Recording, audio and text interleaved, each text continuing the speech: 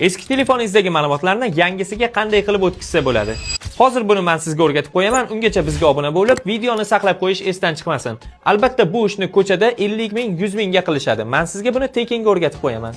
Bizga faqatgina Mi Mover programmasi kerak bo'ladi. Ikkala telefonga ham Play Marketdan yuklab olamiz. Eski telefoningizdan Starry'ga bosasiz, yangisidan Novy'ga bosib, eski telefoningiz modelini qanaqa bo'lsa, shuni tanlaysiz. Bizda Androidga bosamiz, keyin Ustanovitni bosamiz.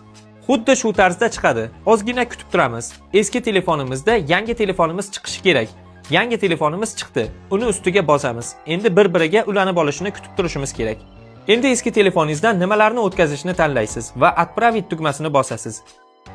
Keyin bu yerda ikkita ruxsatni berasiz. Отправitni bosasiz. Keyin mana shu tarzda eski telefoningizdan chiqib ketadi-da, yangisiga o'tishni boshlaydi. Albatta bu foydali ma'lumotni yaqin do'stlaringiz bilan ulashib qo'ying. Nasiya savdodan esa eng arzon narxlarda o'zingiz istagan maishiy texnika va smartfonlarni naqd yoki muddatli to'lovga xarid qilsangiz bo'ladi.